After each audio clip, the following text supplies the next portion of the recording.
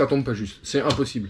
C'est pour que ça vraiment, ça clipse vraiment nickel comme ça, c'est impossible. T'en as marre? Ah ouais, hein? Je t'enfuis mes mains. Oh. Petit pas.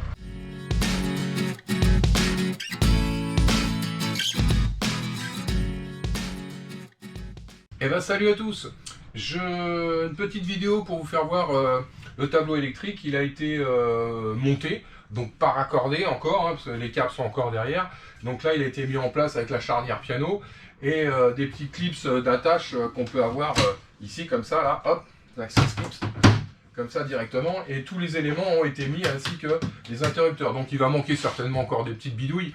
On verra au fur et à mesure, on va raccorder au fur et à mesure les choses. Donc bon, je vais vous faire voir ça. Hop, comme ça. Voilà. Donc le tableau électrique, il est constitué voilà, de cette façon-là.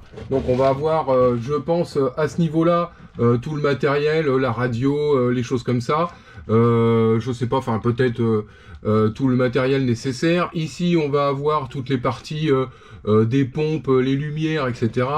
On va avoir sur cette zone-là, on va avoir tout ce qui concerne le mât. Les feux de positionnement, enfin de navigation, les feux de hune, feux de mouillage, etc. qui vont être accordés aussi sur des petits switches comme ça, des petits boutons, parce que le feu de hune par exemple, ben, quand on met le feu de positionnement, hein, enfin les feux de navigation, on n'est pas forcément obligé de le mettre, hein, ça dépend si on navigue au moteur ou pas. Voilà, la nuit. Voilà, donc au niveau du raccordement électrique, hop, je vais...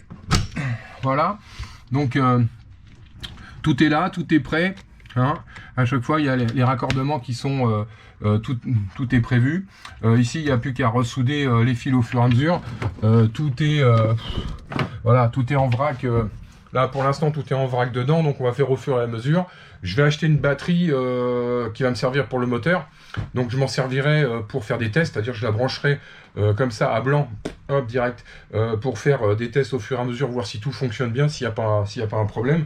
Et puis on verra au fur et à mesure. Et les batteries de service qui iront dans les coffres un petit peu plus loin, on verra. Je ne suis pas encore décidé si c'est du lithium ou si c'est du gel ou si, enfin, je sais pas. Enfin, c'est tellement, il y a tellement de possibilités à des prix différents que c'est compliqué de faire un vrai choix. Tout le monde a ses convictions. Voilà, moi pour l'instant j'en ai pas spécialement, hein, puisque je n'ai jamais, j'ai jamais essayé ni l'un ni l'autre, donc je sais pas dans le temps ce que ça vaut. Donc bah on verra. Enfin en attendant le tableau électrique, bon il est là. J'ai mon petit radar qui a été reposé là, ici, hop. Voilà, donc on avance tout doucement, c'est un petit peu long et voilà. Donc je vais faire tout le câblage de ce qui est existant, et puis voilà, donc il va falloir rajouter des choses, et puis passer aussi peut-être à passer quelques câbles pour le 220 volts, parce que bah, y a le 220 quand on va avoir la prise de quai qui va être branchée dans le bateau pour différentes choses, voilà, ne serait-ce que pour le chargeur, pour charger les batteries, voilà, tout simplement. Bon, je voulais vous faire voir les petits taquets comme ça là que j'ai mis là, je sais pas comment ça s'appelle exactement, enfin des petits clips à billes, je crois, un truc comme ça, enfin moi je les ai mis hop, ici, voilà. Alors ce que moi j'ai fait en fait, c'est pour les mettre en place, parce qu'ils sont à l'intérieur et vraiment faut que ça tombe pile poil. C'est à dire que vous voyez, il n'y a pas de jeu quand on le met dedans, il y a aucun jeu quoi, faut vraiment que ça tombe. Donc j'ai mis la partie mâle, je l'ai vissé directement dessus. Voilà, en prenant mes mesures, en les mettant bien. Et j'ai clipsé la partie comme ça. Voilà. Je l'ai clipsé dessus directement. J'ai mis de la colle ici, là. Donc j'ai mis une colle genre comme ça, là. La colle qui colle vite, là. Enfin, colle araldite, là, machin. Et donc, j'ai collé cette partie-là directement sur le bois. Et j'ai attendu un petit peu. Je me suis dit, si ça colle, ça se déclipse, nickel. Et ben c'est ce qui s'est passé. En fait, j'ai mis un petit coup de papier de verre, j'ai clipsé, et puis la partie femelle est restée collée sur le bois. Donc très bien, ça m'a permis de percer mes petits trous et mettre mes vis. Sinon, ça tombe pas juste, c'est impossible. C'est pour que ça vraiment, ça clipse vraiment nickel comme ça, c'est impossible. C'est s'il y a quelques millimètres d'écart, ça rentre pas dedans. Voilà, c'est vraiment, voilà. Alors c'est très bien, hein, ça marche très bien, mais il faut que ce soit très ajusté. Voilà. Donc c'est un petit peu compliqué à mettre en place, mais bon, avec le coup du collage, on en met un et on colle l'autre, ça marche. Ça marche. Faut juste bien régler la profondeur, savoir à quelle profondeur on veut que la porte, par exemple, soit à quelle profondeur elle soit mise. Voilà, mais hormis la profondeur qu'il faut calculer à l'avance, le coup du collage, ça marche. Ça marche. J'ai essayé du double face, ça marche pas, c'est trop léger pour... ça s'arrache tout de suite. Et le coup de la colle, là, la colle glue, machin, là, enfin, ça vaut 2 € chez Leclerc, ou je sais pas où, là, et ben, ça marche très bien. Ça colle le métal, juste ce qu'il faut, le temps que ça tienne. Voilà, on perce les petits trous, on met les vis, ça y est, c'est réglé. Voilà, c'est une petite astuce du jour. Allez, à plus tard.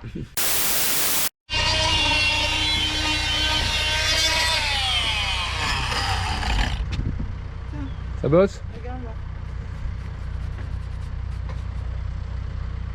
Bah, il va falloir traiter. Bon, moi j'arrête. T'en as marre? Ah ouais. Hein? Je t'enfuis mes mains. Petit pas. Bon allez, on arrête alors. Et ben là on va attaquer le décapage du pont du bateau. Donc voilà, on a commencé. Donc là ici, voilà, on commence à attaquer légèrement. Voilà, une fois décapé, ça donne ça.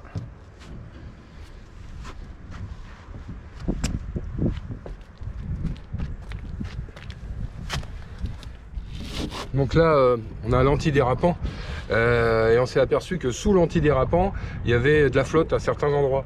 Il y a des boursouflures et l'eau s'est infiltrée dedans et commence à piquer le pont. Donc c'est pas très intelligent.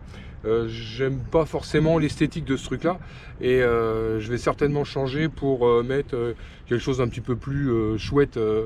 Voilà, à la vue. Maintenant, ça pose un problème sur les ponts en acier parce que ce genre d'antidérapant conserve la flotte à l'intérieur quand il y a une micro-fuite.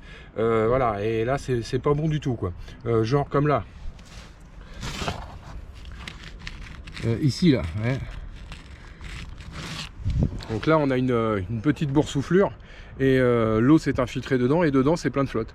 Donc on va tout décaper et on va tout refaire correctement parce que là, c'est pas possible. On peut pas rester comme ça. Voilà. Allez, c'est parti, on décape.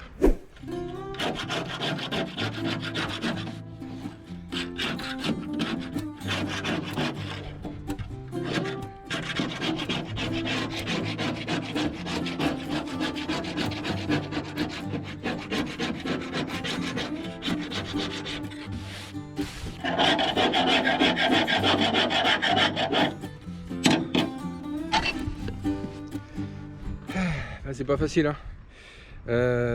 En fait, c'est la colle qui reste collée sur le pont.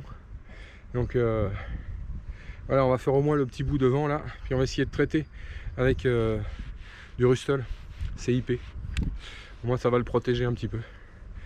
Voilà. Bon, allez, on va mettre un petit coup de décane.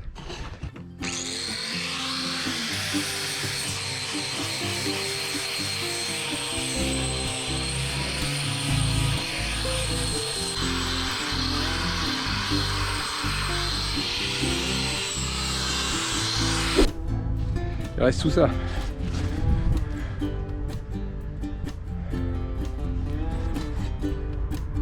Bon bah on continue.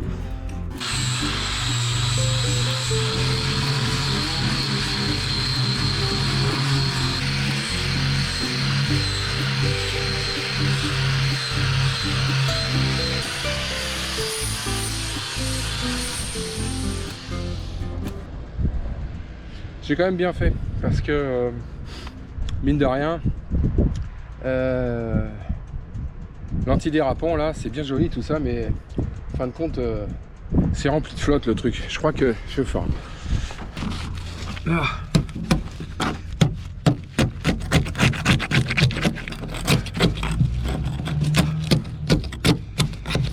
Voilà, c'est creux.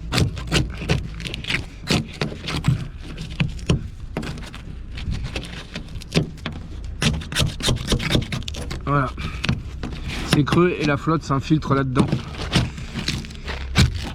Il n'y a pas besoin de forcer beaucoup pour l'enlever, hein, définitif.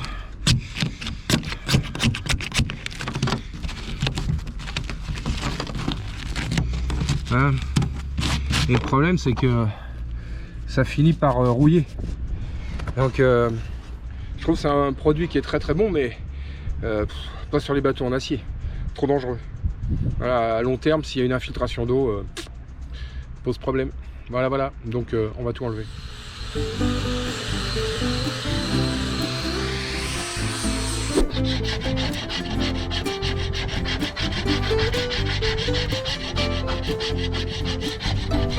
Voilà.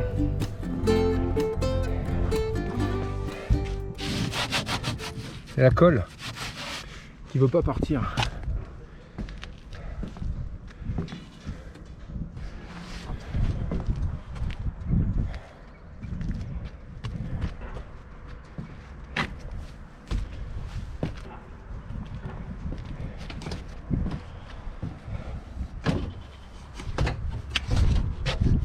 Bon, petit nettoyage peinture. Nettoyage à l'acétone.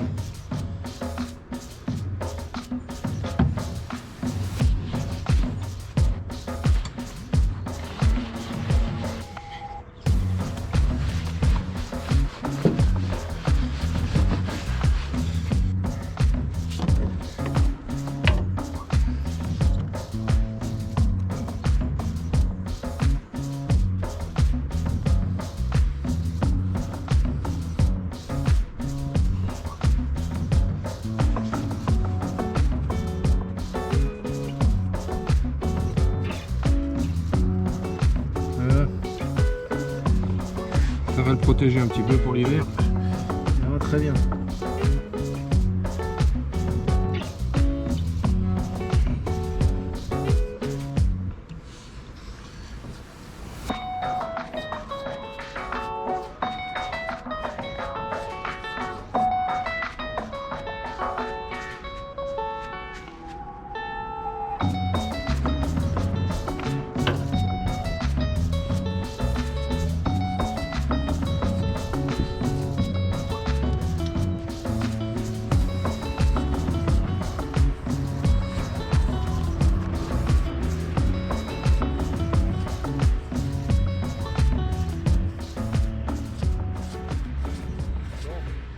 Eh ben, j'ai mis une petite couche d'anti-rouille Rustol là sur le pont, donc on va attendre que ça sèche. Demain, après-demain, on va attendre au moins 2 à 3 jours, et puis par dessus on remettra encore une autre couche d'anti-rouille, voilà, et puis après peinture, voilà, tout simplement. Donc ça donne ça.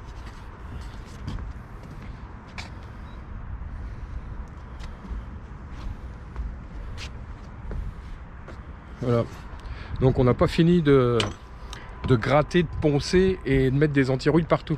Donc voilà.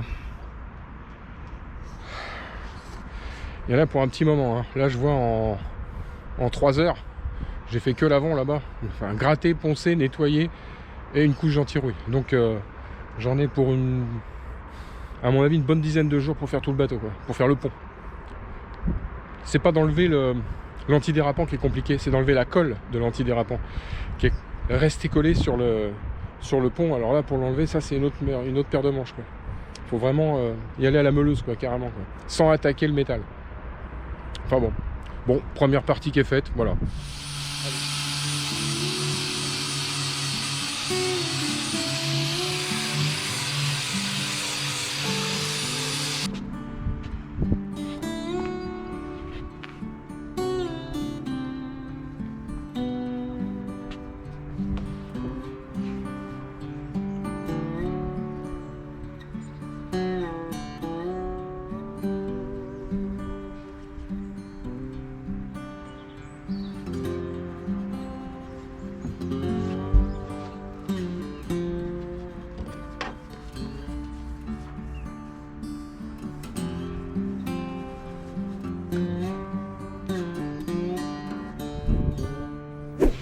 Eh bien, là nous avons démonté tous les bois sur le côté du bateau parce que c'était un petit peu pourri, et nous allons refaire tout ça, voilà, bien comme il faut.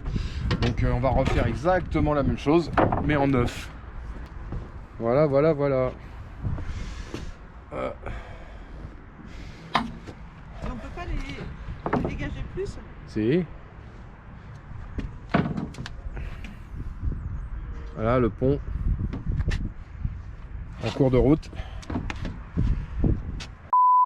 Voilà, j'ai essayé ça. Le Frametto, que tout le monde connaît, hein, voilà, donc j'ai essayé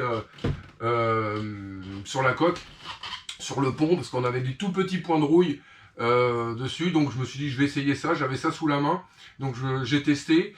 Moi j'ai toujours utilisé un autre produit qui s'appelle la Ferrose, comme ça, donc ce sont des inhibiteurs de rouille, donc inhibiteurs de rouille, ça, on stoppe la rouille nette, voilà, donc ça n'empêche pas de mettre des produits comme de l'anti-rouille, Rustol CIP par-dessus, hein, c'est pas le problème.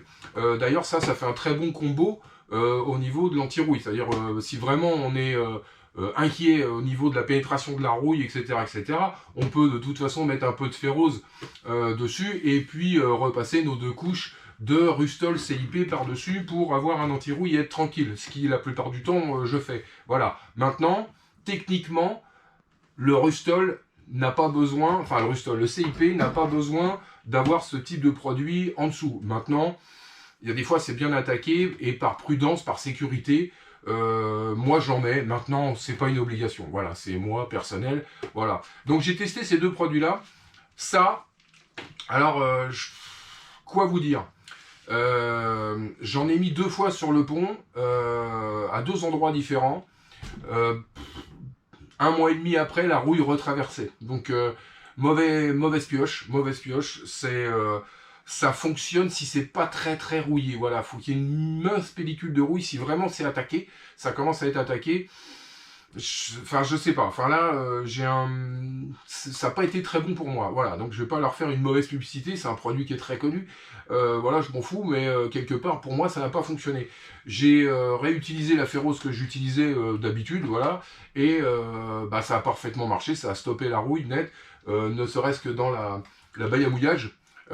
J'ai démonté la baille à mouillage juste pour voir ce qu'il y avait en dessous, parce que c'était tout était en bois. Donc j'ai viré le bois pour voir un petit peu. Elle était en bon état, hein, c'est un peu con de l'enlever et de la détruire. Mais voilà, donc j'ai coupé la baille à mouillage, j'ai regardé ce qu'il y avait dans le fond de la cale pour vraiment être sûr qu'il n'y ait pas de problème, puisque c'est quand même un endroit qui est censé être très humide, salé, il y a de l'eau, etc. Enfin bon, ça peut rouiller très vite.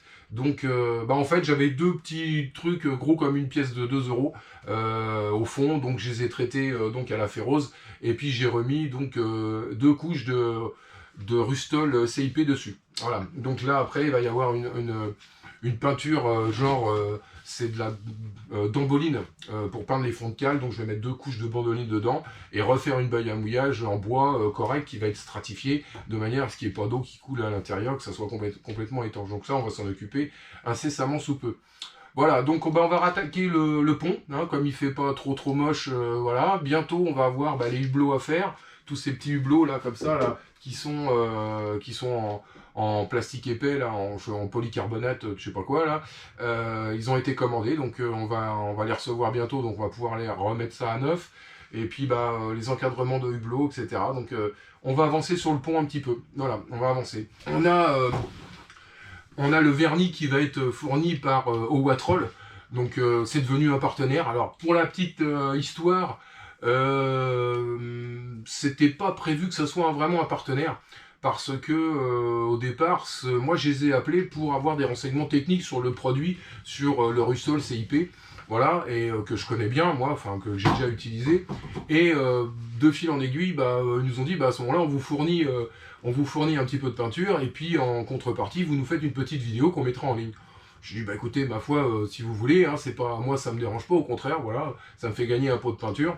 Et puis de toute façon c'est un produit que j'aurais utilisé, puisque c'est moi qui les ai appelés pour avoir des renseignements.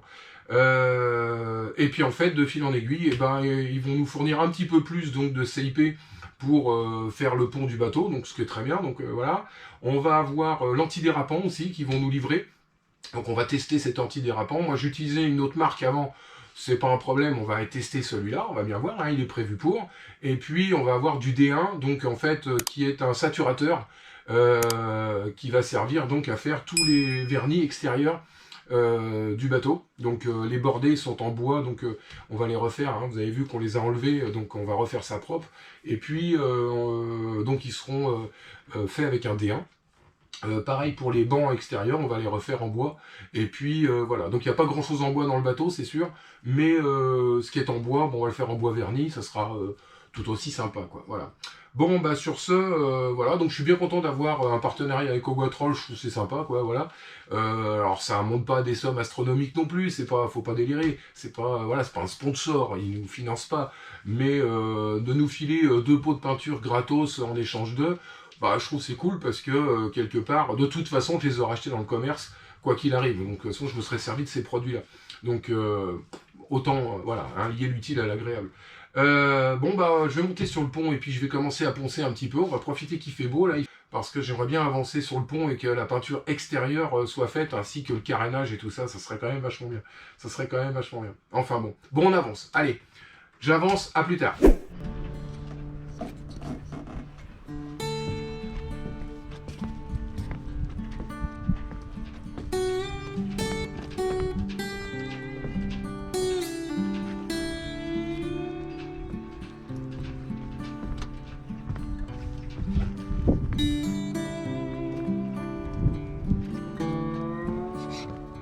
Bon, déjà je gratte la colle au maximum et après je passerai un petit coup de lapidaire pour poncer.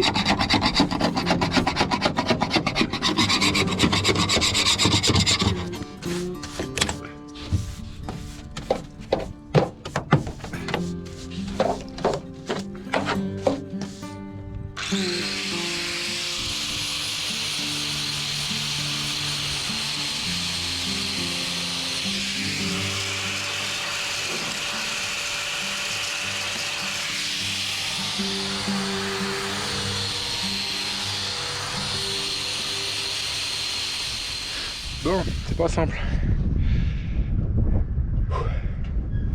Bon là c'est prêt à être peint. Et il faut que je fasse ça partout.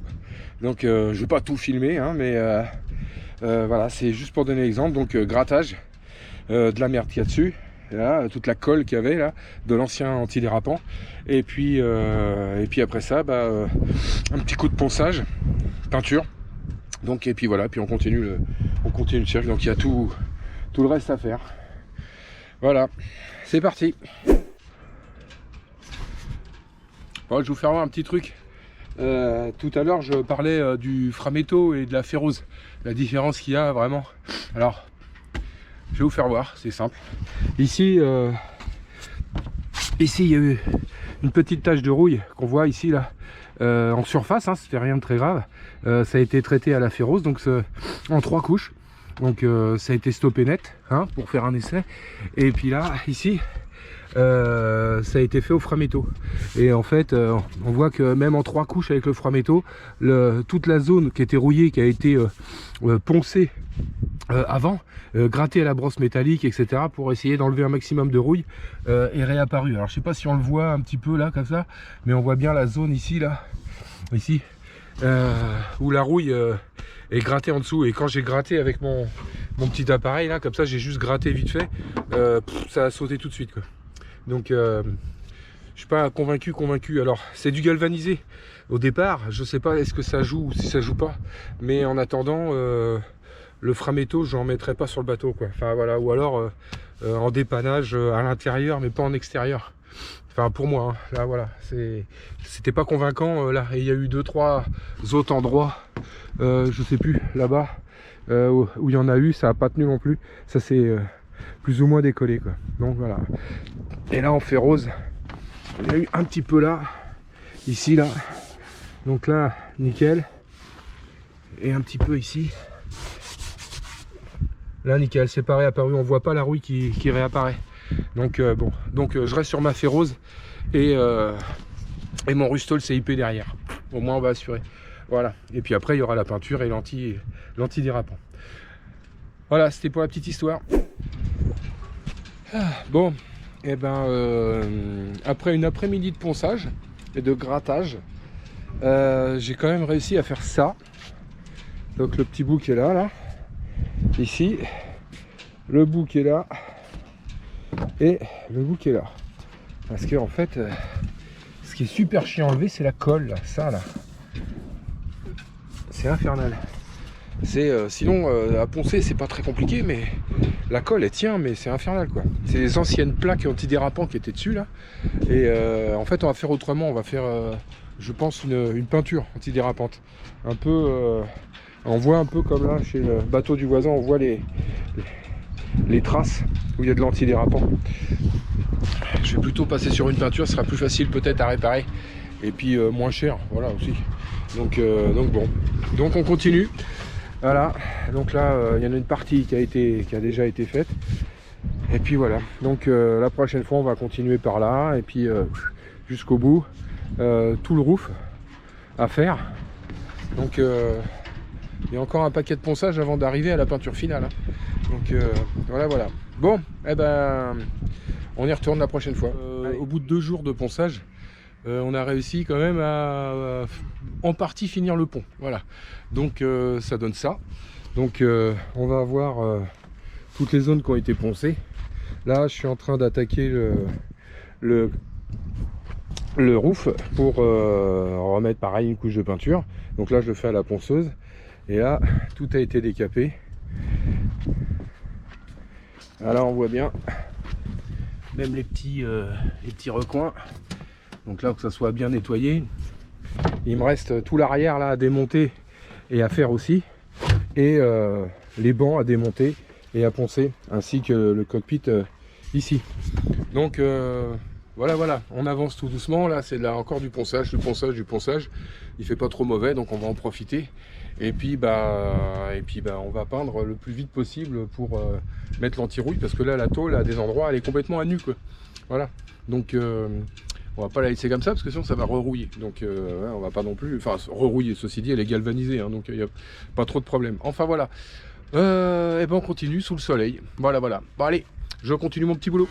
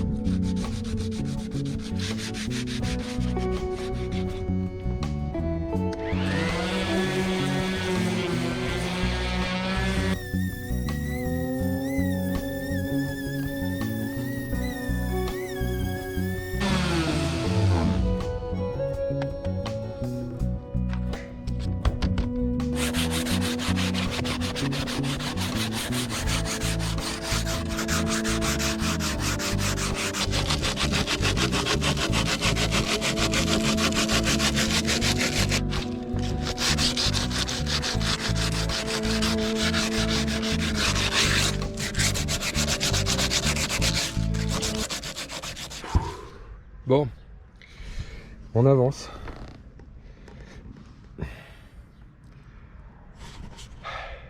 C'est pas simple. Là, il commence à faire chaud là. Enfin, il fait chaud à poncer. Voilà, donc on va démonter les dorades là. Démonter le petit coffre ici là qui sert à faire rentrer la porte d'entrée là, coulissante. Et puis après faudra poncer tous ces trucs là, le bois, etc. Enfin bon, on n'est pas rendu hein. Donc pas que c'est très compliqué, mais c'est long à faire et fastidieux quoi. C'est voilà, mais bon, si on veut un résultat propre, voilà, un bon ponçage ça donne une bonne finition quoi. Voilà. Bon on continue, allez c'est parti. Bon en une après-midi de travail, la peinture est tellement dure, je sais pas ce que c'est, ça va être un bicomposant, je sais pas ce qui a été mis dessus, mais alors elle est raide à poncer hein. Donc comme je voulais pas le faire au lapidaire parce que ça attaque trop, je l'ai fait à la ponceuse, mais alors c'est long hein. Donc ça donne ça. Alors c'est pas fini hein. Donc voilà, les parties là ici là, tout ça c'est poncé, les petites ventilations ont été démontées hein, pour pouvoir bien passer en dessous ici. Et en fait ici on a un clapet qui s'ouvre de l'intérieur pour laisser passer l'air ou pas. Voilà, là une fois qu'il est fermé, l'eau ne peut pas rentrer à l'intérieur. Voilà, les dorades ventile le bateau si ça c'est ouvert. Si c'est fermé, eh ben, il n'y a pas de ventilation, hein, voilà. Puis il n'y a pas d'eau qui peut rentrer. Voilà, ça c'est une bonne chose. Donc bah voilà, je vais terminer tout ça là cette semaine. On va finir de poncer et puis on va essayer de passer une première couche d'anti-rouille dessus. Voilà, pour un primaire quoi, on va dire, un yacht primaire ou un truc comme ça. Parce que là il n'y a pas besoin vraiment d'anti-rouille. Là c'est pas rouillé du tout, il y a au moins encore 3 couches de peinture dessus là, en anti-rouille justement. Donc est-ce que c'est utile ou pas, je sais pas. Mais bon, à la première vue, il n'y a pas de rouille du tout. Donc bon, on va mettre un petit coup de primaire là-dessus pour faire propre avant de pouvoir peindre et puis de mettre l'antidérapant. Voilà. Donc c'est pas simple. Enfin bon. Et ben on se termine comme ça et puis à la prochaine. Ciao.